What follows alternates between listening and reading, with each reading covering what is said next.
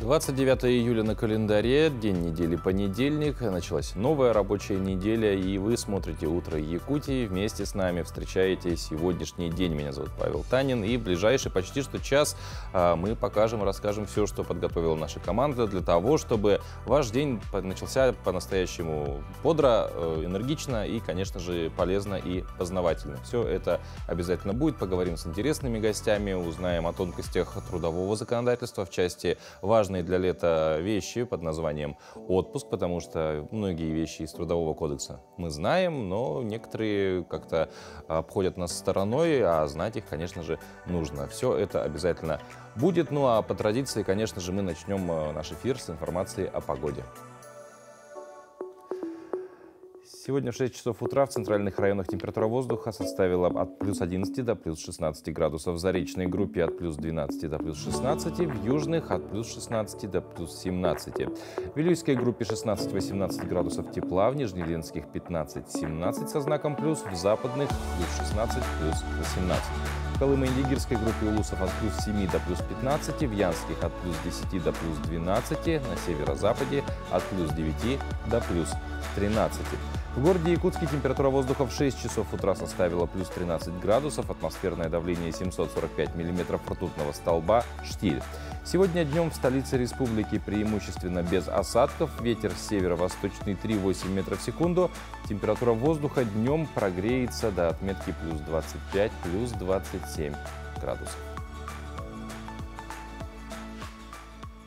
Ну а прямо сейчас наши коллеги из информационной службы расскажут о последних новостях.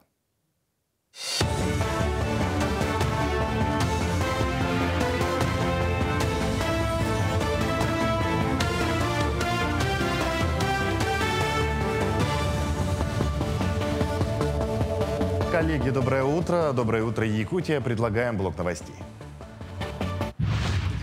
Ряд новых законов вступит в силу с 1 августа. Так, пенсионерам, которые трудились в 2023 году, повысят соцвыплату. При расчете ее нового размера учтут индивидуальные пенсионные баллы, накопленные за последний год.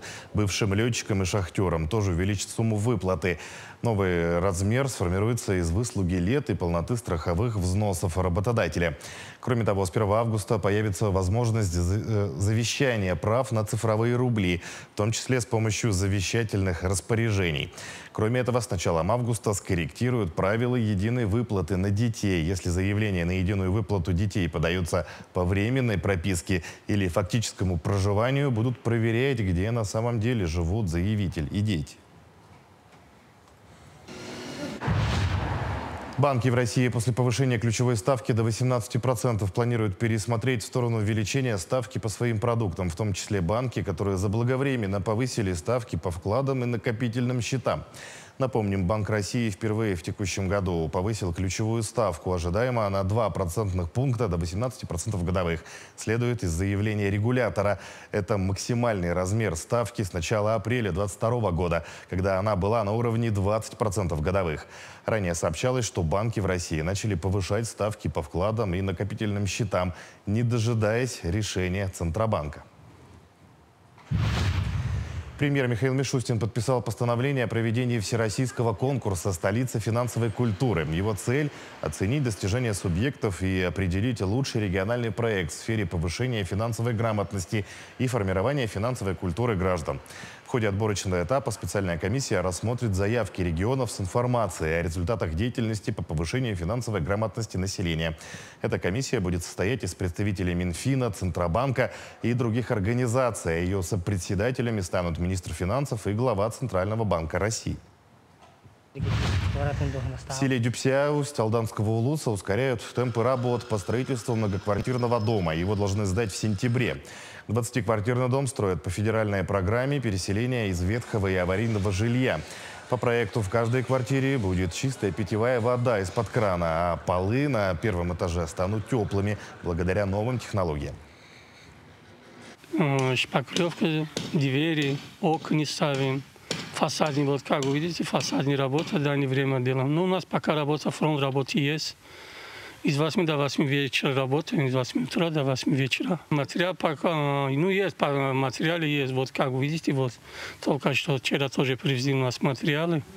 По поводу материала жаловаться нет у нас.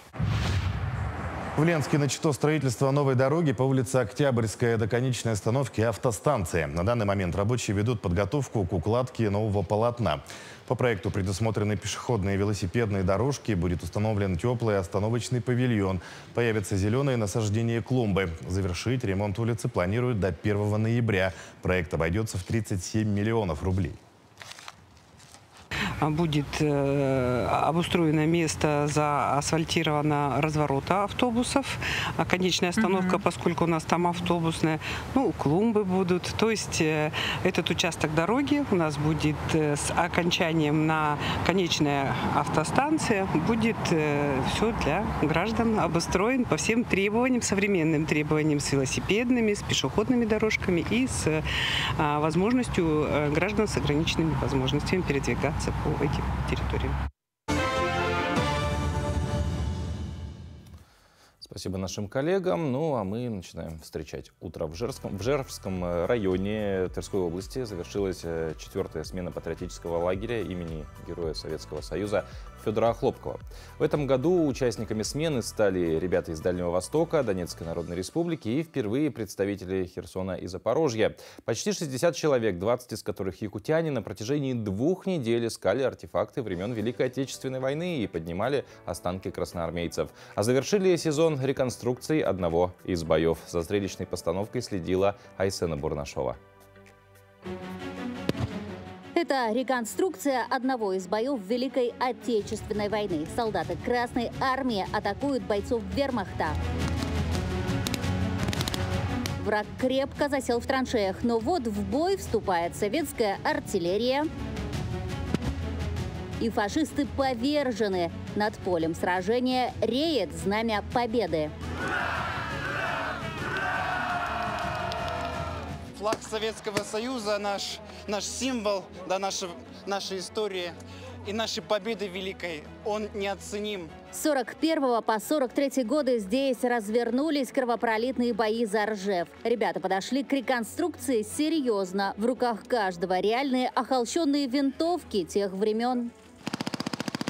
Конечно, сегодня это была просто реконструкция, но было очень хорошо, и я думаю, что все ребята тоже очень счастливы.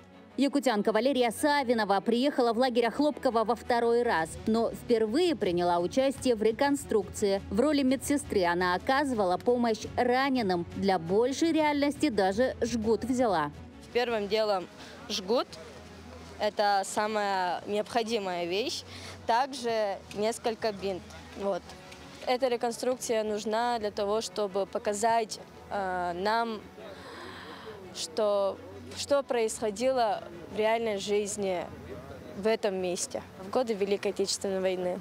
Сегодня о тех сражениях напоминают и находки ребят. В лагере Хлопкова на протяжении 2 недель они проводили поиски военных артефактов. Подняли останки 6 красноармейцев. Их имена еще предстоит установить экспертам. Нашли и солдатский медальон. Это большая редкость. Мы нашли медальон в этом году, но он оказался пустой. Причем для медальона есть соответствующие правила. После того, как вы его находите, нужно быстро завернуть его в клочок земли, положить в пакет, чтобы то, что там лежит, не разрушилось, потому что прошло уже практически 80 лет. Чувство патриотизма, желание отдать дань памяти солдатам Великой Отечественной войны объединило около 60 человек.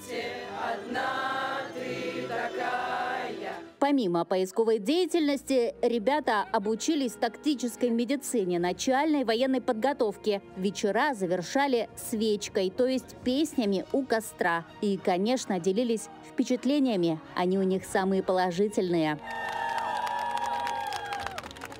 Ну вот с каждым днем просто ты больше чувствуешь вот какой-то гордость за вообще себя, что ты здесь, гордость за всех предков, которые отдали жизни, за то, чтобы мы сейчас жили вот такой спокойной, мирной жизнью. Следующая смена лагеря Хлопкова юбилейная, 5-я по счету. Многие из ребят обещали вернуться, встретиться снова. Айсена Бурнашова, Виктор Олесов, Ржевский район, Тверская область. Отсутствие графика отпусков или его несоблюдение – это самое частое нарушение трудового законодательства в регионах нашей страны. Между тем, в Трудовом кодексе теме отпуска посвящено немало статей. О них подробнее узнаем далее. Здравствуйте! Наступила летняя пора, а значит, у многих начался или вот-вот начнется долгожданный отпуск. Согласно статье 114 Трудового кодекса России, предоставление оплачиваемого отпуска работнику с сохранением рабочего места является обязанностью работодателя, который должен предоставляться согласно графику отпусков. Кстати, на сегодняшний день, по данным территориальных отделений Государственной инспекции труда, в регионах самым часто встречающимся нарушением является отсутствие графика отпусков или его несоблюдение. Как оказалось, некоторые работодатели или вовсе не составляют график, или делают это с большим опозданием. А между тем, статья 123 Трудового кодекса России обязывает утверждать график не позднее, чем за 2 недели до начала календарного года. Перенесение или продление отпуска возможно на основании статьи 124 Трудового кодекса России, когда работник болел во время отпуска, либо исполнял государственные обязанности, если для этого трудовым законодательством предусмотрено освобождение от работы. В таких случаях отпуск переносится или продлевается на срок, определяемый работодателем, конечно же, с учетом пожеланий работника. Если работодатель нарушает право работника, не отпуская его на заслуженный отдых, то работник имеет право обратиться в госинспекцию труда или прокуратуру или суд. Однако Трудовым кодексом предусмотрено и право работника по его письменному заявлению добровольно отказаться от отпуска, получив за это денежную компенсацию. При этом уход в отпуск беременным женщинам и работникам в возрасте до 18 лет, а также работникам, занятым на работах с вредными и опасными условиями труда, является обязательным. Кроме того, лица, работающие в районах Крайнего Севера, имеют право на оплату 1 раз в 2 года стоимости проезда в пределах территории России к месту использования отпуска и обратно. Государственные учреждения оплачивают работнику стоимость проезда в пределах страны к месту использования отпуска и обратно любым видом транспорта, за исключением такси, в том числе личным. Оплата стоимости проезда производится по заявлению работника не позднее, чем за 3 рабочих дня до отъезда в отпуск, исходя из примерной стоимости проезда, и окончательный расчет производится по возвращении основного отпуска на основании билетов или других документов. На этом пока все. Берегите себя и хорошего вам отдыха. В мае этого года завершился Всероссийский конкурс научно-технологических проектов «Большие вызовы», который проводится по поручению президента России Владимира Путина для развития научной деятельности среди детей и молодежи страны, вовлечения школьников в технологическую повестку. Сегодня у нас в гостях победители этого конкурса Неграшев Денис, ученик 8 класса информационно-технологического лицея номер 24 из города Нерюнгри, и Артем Мардин, ученик 11 класса физико-технического лицея имени Ларионова в Якутске. Они недавно вернулись из города Сочи, где прошли обучение в образовательном центре «Сириус». Денис, Артем, доброе утро. Доброе утро. Доброе утро. Ну, в целом, да, мы говорим про науку и науку среди детей, молодежи и так далее. Тема актуальная, тема достаточно популярная в последнее время. Поэтому что побудило вас вот в научно-исследовательскую жизнь включиться? Я начал заниматься научно-проектной деятельностью, когда перевелся вот как раз в лицей. Да, в 6 классе по советам своего научного руководителя Сергея Ивановича. Я тоже пришел достаточно таким простым образом. Я в ТЭЛ поступил, и меня позвали в конториум, потому что наш педагог информатики ведет направление «Космоквантум». И с тех пор начал работать над проектами, выступать в «Шаге в будущее», ну и так далее. То есть, как-то что-то плавно. И вот да, уже... постепенно пришли к этому. Ага. Ну, перейдем от начала, перейдем к сегодняшнему дню. Ваши проекты, вы какие-то проекты, я так понимаю, представляли на Сириусе. Что это за проекты, какая их мысль основная, почему именно такие проекты выбрали себе? Мой проект называется «Система управления жестами». Если кратко, это демонстрация вот как раз работы этой системы. Я решил ей заняться, потому что, как мне показалось, это один из самых таких удобных вариантов управления. И мне стало интересно изучить, как это работает. Мы в Сириусе работали над космическим детектором радиации, который будет стоять на аппарате. То есть вот уже в конце года полетит спутник на орбиту полярную. Уже с этим датчиком. Да. И самое прикольное, что в нем есть, потому что Россия же собирается запускать полярную станцию, и орбита спутника будет совпадать с орбитой полярной станции. И за счет детектора радиации мы сможем понять, как долго космонавты смогут находиться на орбите, на станции, которую Россия собирается отправить. Интересно. Ну а вот именно большие вызовы, сам конкурс, что побудило в них принять участие? О конкурсе я узнал также от своего научного руководителя. Мне отправили ссылку с сайтом на конкурс. Я перешел, ознакомился и понял то, что было бы очень хорошо принять участие, попробовать, так как конкурс достаточно сложный, такой новый опыт. Ну, я думаю, как и для каждого школьника в республике, в России, в принципе, попасть в Сириус — это прям большая мечта. И для меня тоже, конечно, я не стал исключением. И, ну вот, с 6-7 класса я работал над тем, чтобы попасть в Сириус.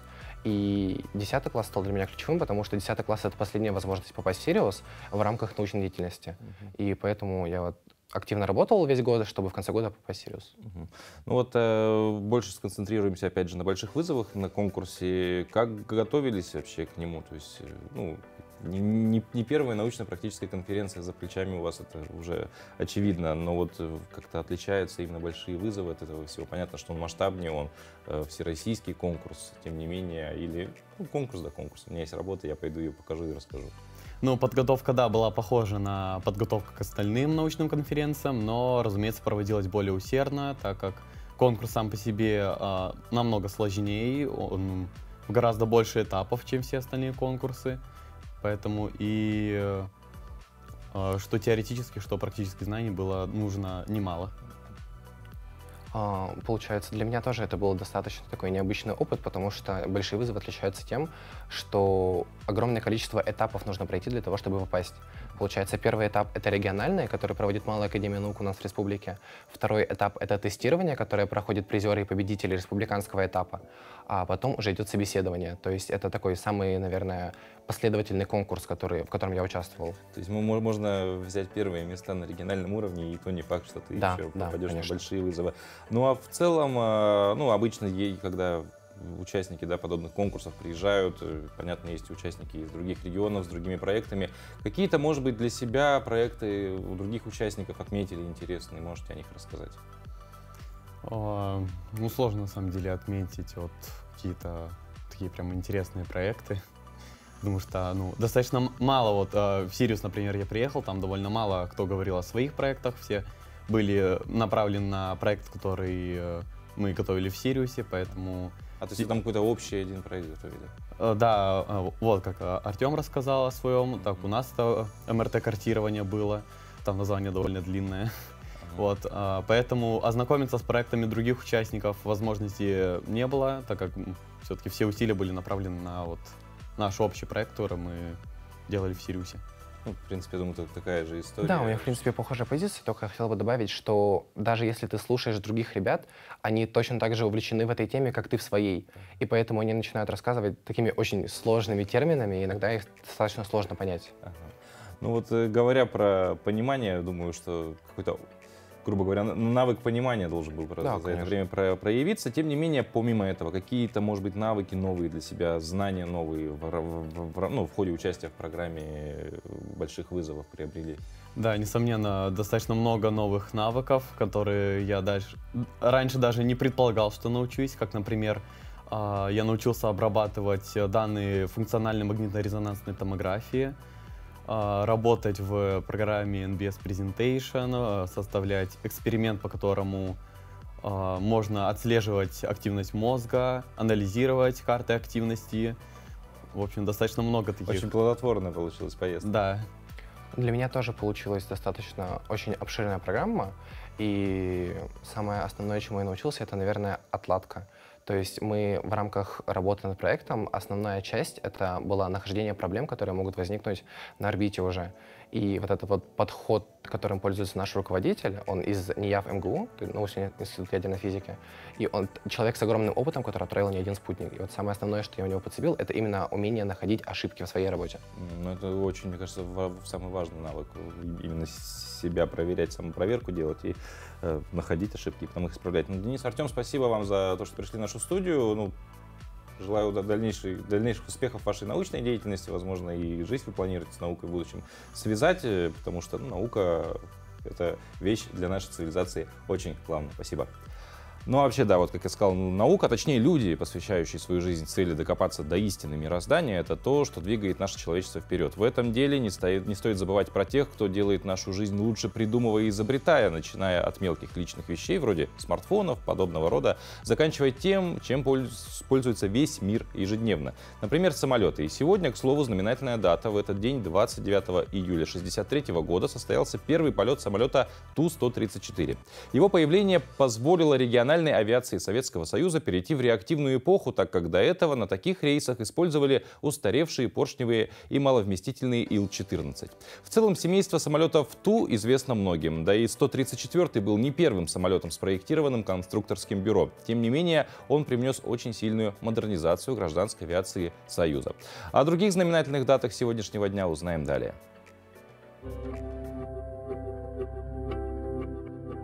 На календаре 29 июля. Сегодня отмечают Международный день тигра. По народному календарю – Финагеев день. Считалось, что ко дню Афиногена или Финагея, как его называли на Руси, лето проходит в самую знойную пору. Сам же праздник имел огромное значение для крестьян. Во многих районах начинали сжать рожь. Первый сжатый сноп называли именинным. Вечером после работы его с песнями несли на гумно, впереди шел хозяин со снопом, за ним шествовали работники. Именинный сноп сохраняли для будущих обрядов. С него начинали молотьбу, соломой с него кормили заболевшую скотину, а зерном лечили людей. Часть первого зерна обязательно оставляли для посева. Этот день в истории. 1836 год. В Париже торжественно открыта Триумфальная арка. 1948. Открылись 14-е летние Олимпийские игры в Лондоне, Великобритания. 1963. Состоялся первый полет самолета Ту-134. 1981. Состоялась свадьба наследника британского престола Чарльза, принца Уэльского и леди Дианы Спенсер. В этот день родились 1817. Иван Айвазовский, русский живописец, маринист. 1883. Бенитто Муссолини, итальянский политический деятель, лидер фашистской Германии, диктатор. 1900 год. Филипп Голиков, советский военачальник, маршал Советского Союза. 1905. Клара Боу, американская актриса, звезда немого кино. 1915. Павел Кадочников, советский актер театра и кино, режиссер, народный артист СССР. 1926. Зиновий Карагодский, советский и российский театральный режиссер, педагог, народный артист РСФСР. Именины сегодня отмечают Алевтина, Валентина, Иван, Павел, Петр, Федор, Юлия и Яков.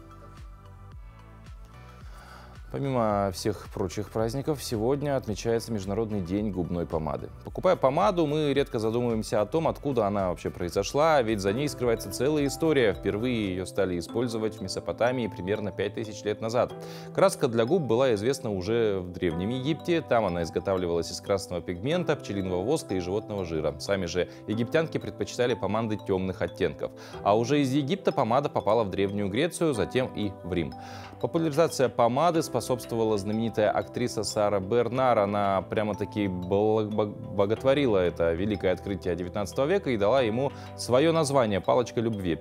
А вот авторство помады в тюбике принадлежит фирме Guerlain. Появление первой помады в металлической упаковке в 1915 году в США породило помадный бум, ведь пользоваться помадой стало удобно. И в 1949 году в США были сконструированы первые машины для выпуска помады в ее сегодняшнем виде в металлическом или пластиковом тюбике. На протяжении 5000 лет губная помада менялась и преображалась, но осталась самым знаменитым и востребованным средством, подчеркивающим женскую красоту. Вообще у многих привычных нам вещей есть своя история, но есть мало вещей, которые могут рассказать сами историю какого-то времени. Например, обычный платок. Он может быть аксессуаром, головным убором или очень памятной вещью, как один из экспонатов Музея истории города Якутска, о котором нам сейчас расскажут. Всем здравствуйте, меня зовут Рухов Дмитрий. Я являюсь главным хранителем Музея истории города Якутска. Следующий предмет из фондов нашего музея – это такой яркий, достаточно красивый платок, посвященный честь юбилея Якутской АСР, именно в честь ее 50-летия. Вот. 50 лет Якутской АСР было в 1972 году. Ну и в Якутии широко отмечали это мероприятие. Вот. Массовые, так сказать, мероприятия юбилейные проводились с 23 июня, вот, ну, то есть в летний период. В Якутск приезжало множество разных гостей. Это вот, к примеру, председатель Совета министров СССР Михаил Сергеевич Солонцев. Вот. Также Павел Романович Попович, советский космонавт, тоже вот в рамках юбилейной даты Якутской АСР приезжал сюда. Также в течение года по Советскому Союзу проводили дни якутской литературы и искусства в некоторых вот районах СССР, как, например, Москва, Башкирия, как раз таки вот. Там выставки проводились, встречи с якутскими писателями. Ну а в самой Якутии проводили торжественные конференции, посвященные 50-летию Якутской АСР. Это вот, к примеру, в Сибирском отделении Академии наук СССР, которая находится в Якутске, то есть якутское отделение. Вот. Проводилась конференция как раз-таки в честь 50-летия ЯСР и 15-летия Якутской академии наук. Проводились, вот как к этому примеру, множество таких конференций, где вот то есть, рассказывали, чего достигла ЯСР за 50 лет советской власти здесь. Вот. И планы на будущее тоже ставили. Например, через 50 лет. Вот. Ну, а если возвращаться к теме платка, то вот платок был подарен Галиной Иннокентьевне Петровой. Она в то время работала в библиотеке Пушкина и была волонтером-экскурсоводом. И вот за ее волонтерскую работу ей подарили вот такой платок. То есть он, скорее всего, лимитированный был. Вот, к сожалению, не знаю, скольким людям такой же платок еще достался. Вот. Ну, если вообще говорить о юбилейной продукции, то на разные вот такие мероприятия, то есть выпускалась какая-то вот, как вот наподобие того, этого же платка, например, посуда, вот, сервизы были, например, чайные такие, как 60 лет ЯСР. Издавались книги со статистическими данными, например, это в честь 30-летия, по-моему, советской власти в Якутии, там вот чего достигли за 30 лет. Также выпускались марки, значки, которые сейчас можно найти у коллекционеров. Вот. Ну и многое-многое другое тоже делалось. И высоких гостей приглашали на эти мероприятия. Проводили дни якутской культуры в других регионах, помимо Якутии. В 1972 году как раз-таки Якутская АСР еще получила орден Октябрьской революции, как раз-таки за вклад в развитие Советского Союза и в честь 50-летнего юбилея ЯСР. Изучайте историю вещей вместе с нами. Главный наш орган – мозг, мы потренировали, узнав много интересных и познавательных фактов. Пришло время потренировать и наше тело, и зарядиться энергией на весь день. Для этого выполним нашу традиционную утреннюю зарядку. Доброе утро! У нас сегодня с вами утренняя тренировка, и мы сегодня сделаем акцент на укрепление верхней части кора, а именно будем прорабатывать мышцы брюшного пресса. Для работы нам понадобится с вами отягощение в виде 2 бутылочек, либо вы можете использовать гантели любого веса до 5 килограмм. Итак, начинаем. Первое упражнение мы будем выполнять в вертикальном положении. Уводим руку за голову, колено слегка смягчаем, носки разводим в стороны. У нас будет наклон в сторону и вверх, в сторону и вверх. Наша задача как можно глубже уйти в нижнюю точку, прожимая боковые мышцы. Выдох, выдох. 5, 4, 3, 2, 1. Через круглую спину мы с вами делаем смену. Поехали. 12, 11, 10, 9, 8, 7, 6, 5. Глубже. 4, 3, 2, 1. Закончили. Далее выводим наши отягощения вперед. Локоть слегка мягкий. Подкрутили таз вовнутрь, округлили плечевой пояс. У нас должно быть положение небольшой группировки. Для этого я покажу, как наш корпус выглядит в профиль. Поехали. Скручивание.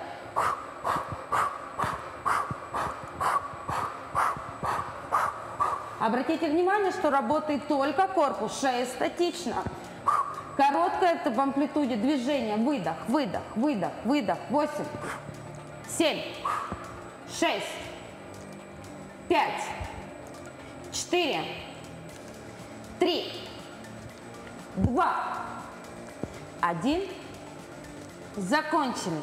Хорошо. Вытянулись и переходим с вами на коврик. Для следующего упражнения отягощение нам не понадобится. Помню, что уходим технически правильно через круглую спинку, позвонок за позвонком. Разводим ножки в положение бабочка. Заводим руки за голову, вытягиваем и делаем ручки вот в такой замок. У нас с вами будет подъем вверх и опускаемся вниз. Вверх и опускаемся вниз. 12 подъемов. Поехали. 9, 8, 7, 6, 5, 4, 3, 2, 1. Хорошо, закончили. И для завершения комплекса мы будем укреплять полностью весь кор. Выводим ножки на ширину плеч, руки заводим за голову. У нас с вами будет прямой кранч с усложнением, уводя стопу на пяточки. Поехали. Выдох. 12, 11, 10, 9, 8, 7, 6, 5, 4, 3, 2, 1. Закончили. Данный комплекс выполняем 3 круга. В каждом круге по 12 повторов, либо на каждую сторону, либо в положении одной стороны. Данное упражнение нужно выполнять не на большое количество повторений, а на качество выполняемых упражнений. Выполняйте по 12 раз в правильной технике, и вы хорошо укрепите верхнюю часть кора. Всем хорошего дня! Ну а если для выхода из дома утром вам нужны какие-то знаки, указывающие, что день действительно пройдет хорошо, то, вероятно, астрологический прогноз на эту неделю лишним для вас не будет. Давайте узнаем, что сулят звезды.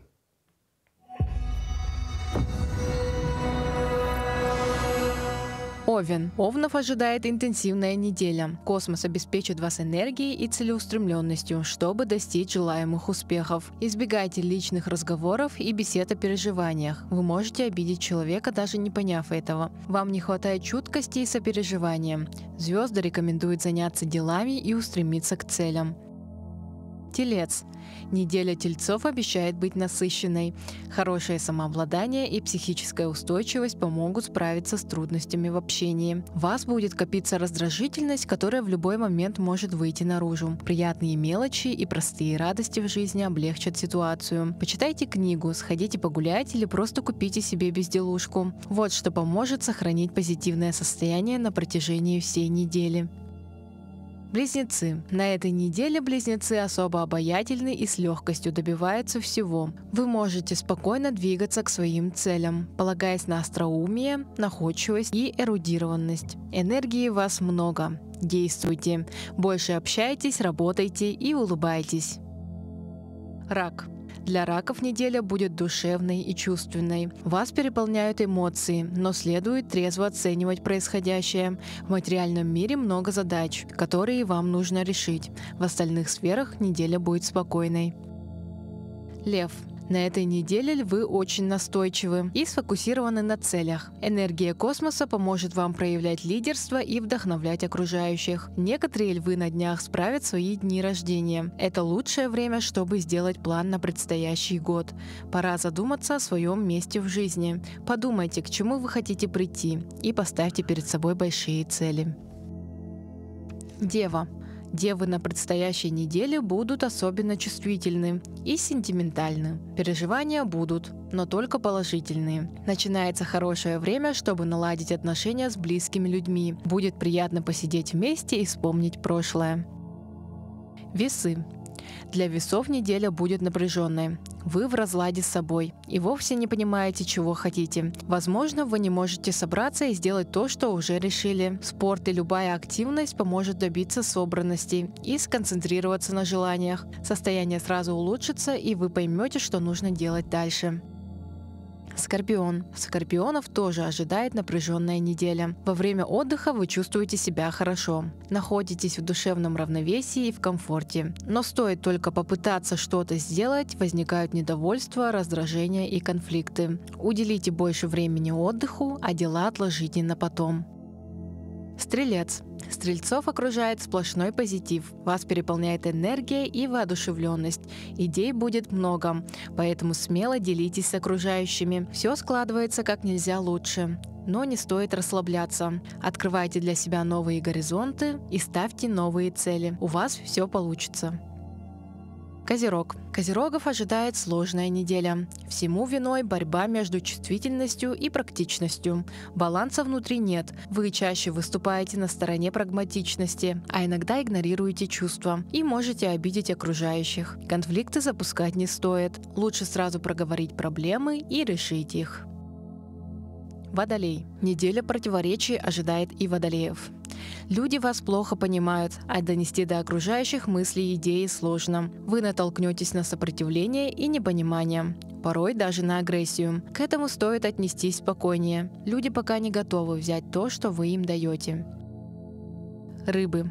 А вот рыб ожидает очень позитивная неделя. Вы прекрасно понимаете свои чувства. Они устойчивы и гармоничны. Внутреннее состояние положительное. Дополнительное спокойствие приносит вам прекрасное понимание своего же внутреннего мира. Но со спокойствием нужно быть осторожным. Не превратите его в лень и апатию.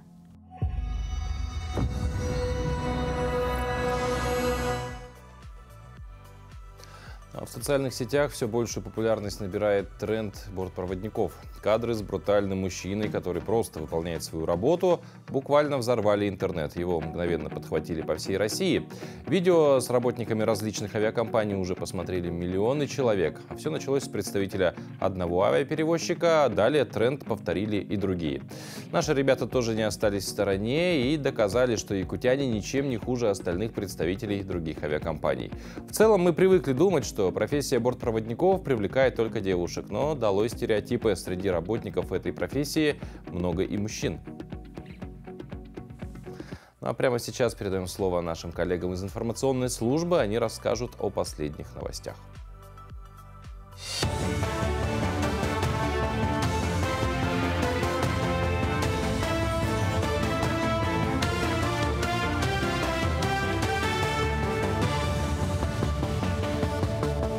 Якутия, доброе утро. Смотрите блок новостей. Японская автомобильная компания Mitsubishi Motors присоединится к альянсу двух других крупных автопроизводителей – Honda и Nissan. Совокупный объем производства трех компаний составляет около 8 миллионов авто в год, что сделает альянс вторым по величине игроком на японском рынке после Toyota Motor, которая также создает альянс с компаниями Daihatsu, Suzuki, Subaru, Mazda и Hino Motors, чей совокупный объем продаж достигает 16 миллионов единиц в год.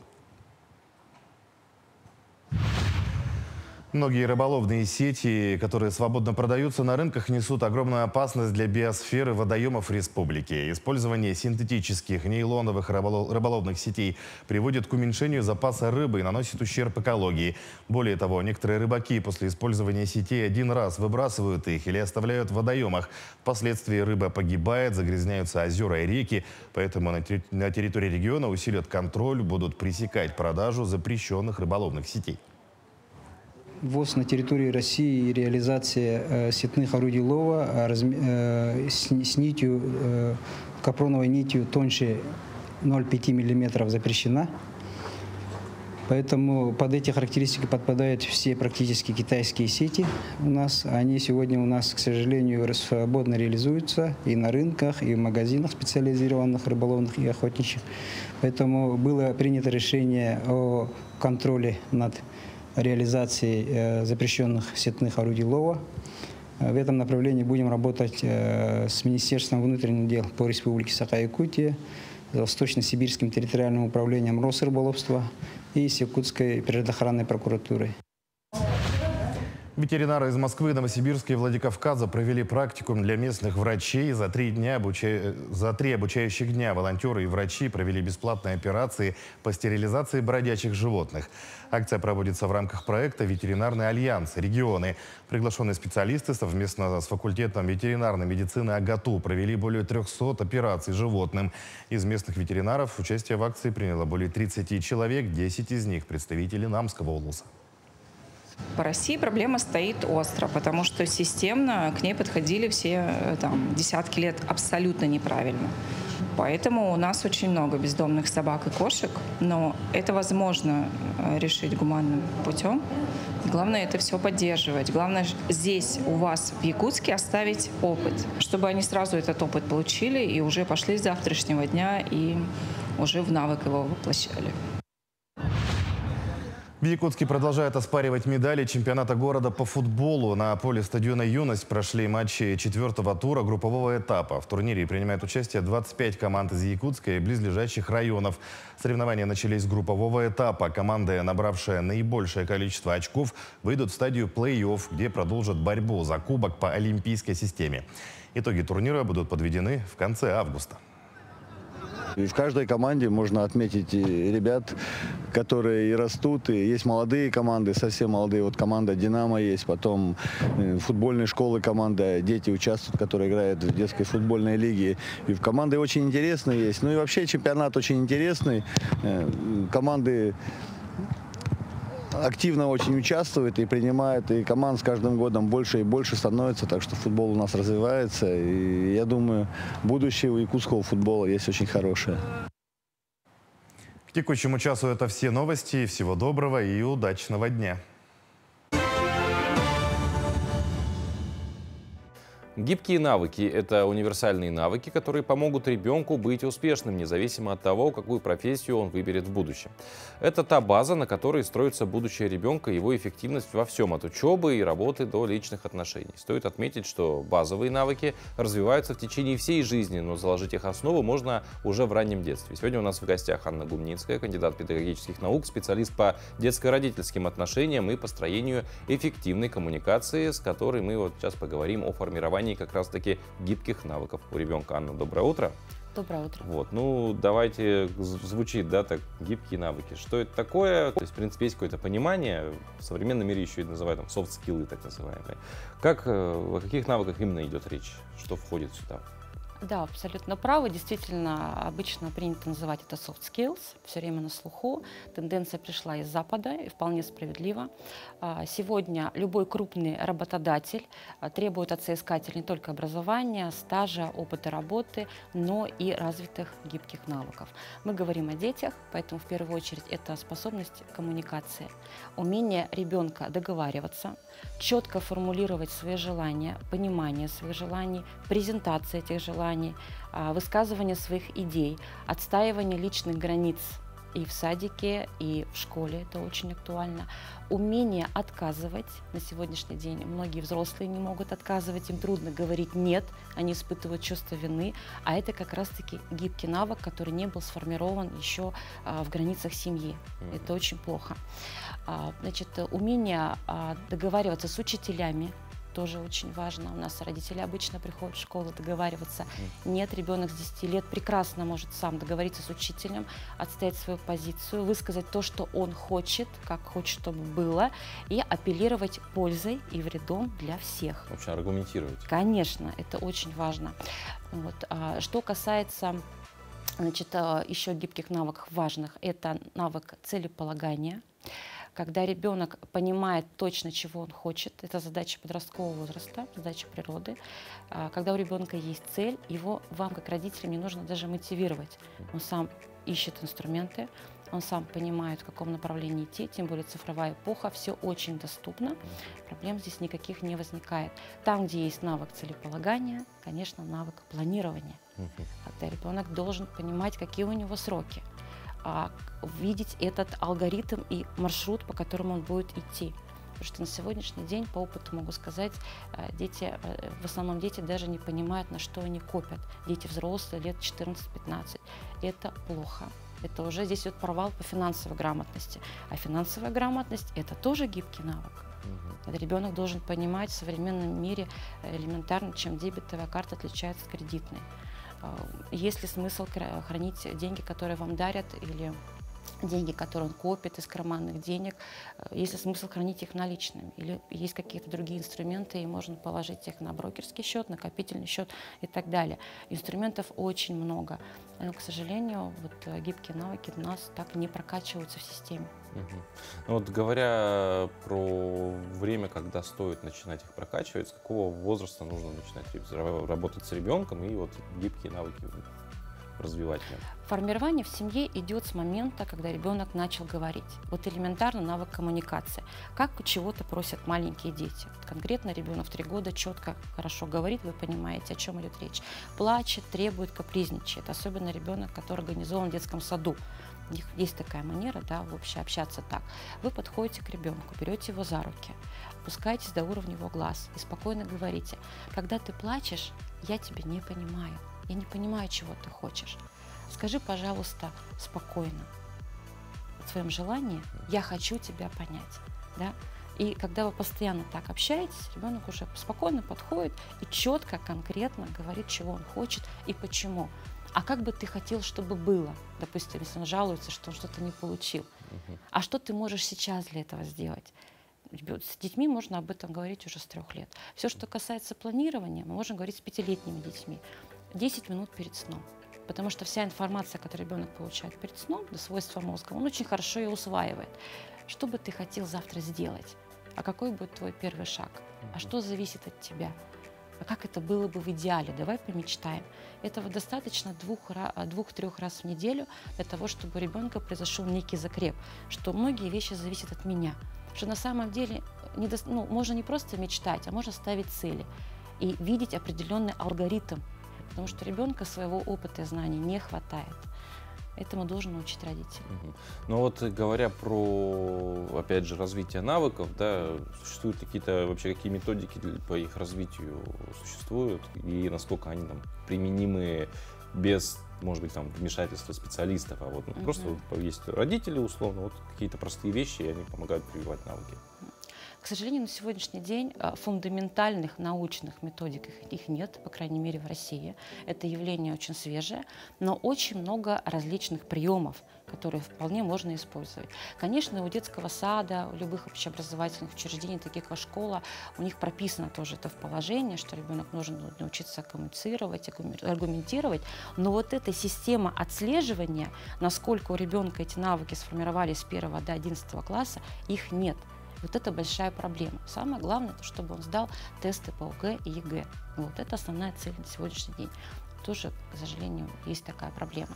Вот. Поэтому приемы мы используем абсолютно любые. Те же самые, когда вы говорите ребенку, как ты запланируешь свою субботу. Давай запланируем твою субботу. Принеси мне этот список. У него будет жесткие дела и гибкие дела. Жесткие дела – это которые привязаны ко времени. Ребенок понимает, что он должен ориентироваться в этом времени.